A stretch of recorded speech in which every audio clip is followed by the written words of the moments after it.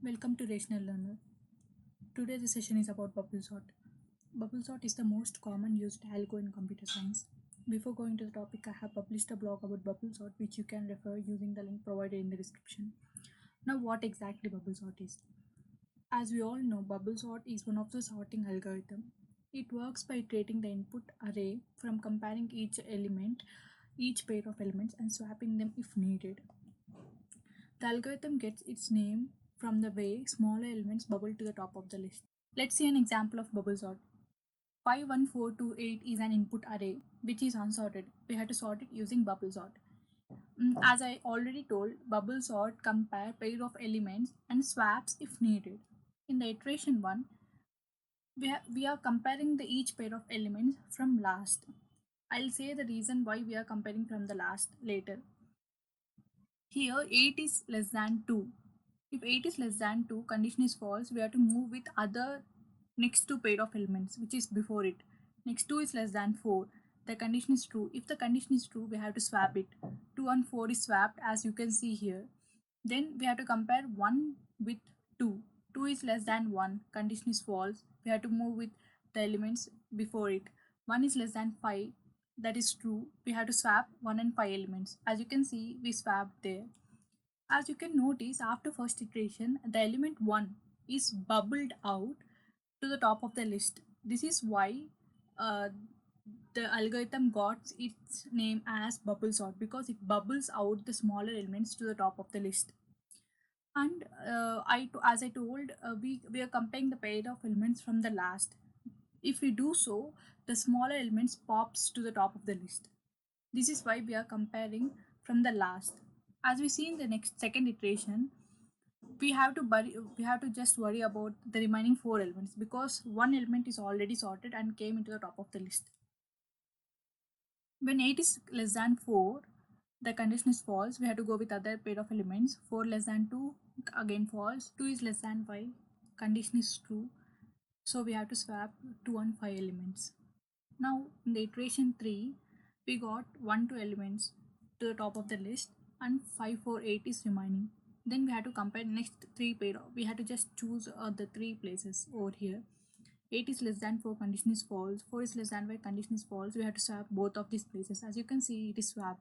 In the fourth iteration, we just have to consider two places. That is last two. 8 is less than 5, condition is false. So we get an output as 1, 2, 4, 5, 8. The array elements, which is in a sorted manner. Now let's see an implementation of bubble sort.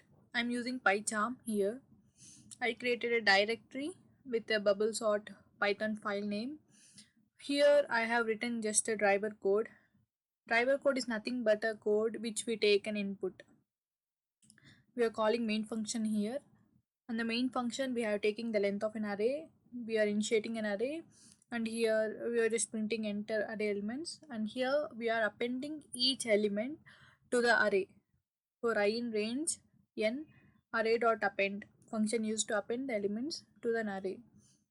So we are using the integers, so int of input. Here we are calling bubble sort. Now let's see the implementation of bubble sort function. First we take length of an array using len function and stored in n. Here we need two for loops. I'll say y.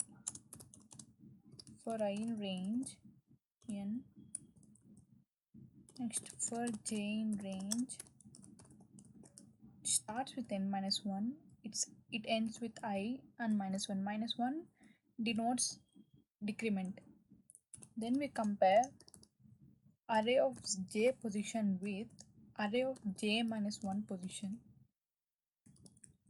If it is true, then we need to swap array of j with array of j minus 1. In Python, we have a simple statement for swapping two elements in this way.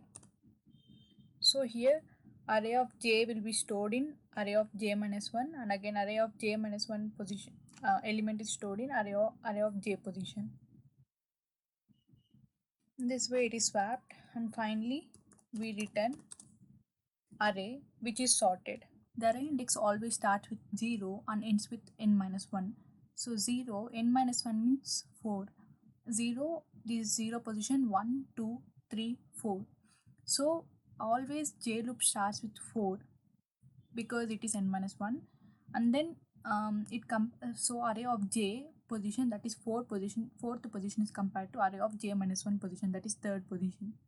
Next time after decrementing j for loop, j becomes 3, and 3 is third position is compared with second position. Then j is decremented to 2. Second position is compared with first position. Then j is decremented to 1. First position is compared with 0th position. Here we stop till I. The j loop stops till I. Here the value of I for the first iteration will be 0. So for using range function, we can just stop till 1 but not 0, because range function considers last but one position. So we stop till here. For the next iteration, the same continues. J starts with 4 and it ends with I, which is for second iteration I will be 1. But J stops with second position and it compares J minus 1 position. Then again for third iteration and again for fourth iteration. What happens for the fifth iteration is I value becomes, for here I value will be 1, sorry 0, then for here I value will be 1, here I value will be 2, and here I value will be 3. Next time I value will be 4, and again when we start with j is n minus 1, that is I value will be 4. Then j loop stops with I, which is 4 again. So that loop doesn't run at all. So the advantage of bubble sort, it is easy to implement.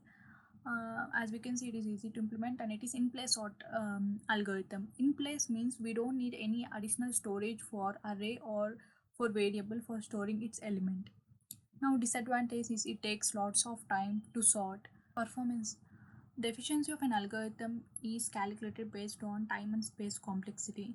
The time complexity is nothing but how much time the algorithm takes to run, and the space complexity means how much space the algorithm variables or any other additional data structures require. Here, the worst case complexity is order of n square. This why? Because we are using two for loops. As we can see, for each iteration, we need to go through the entire array. For the best case complexity order of n, and for the average order of n square. Space complexity is we don't have any additional arrays or variables to store, so it is order of 1 as a constant space complexity. Comment below if you have any doubts. Don't forget to like, share and subscribe. Stay tuned for more learning.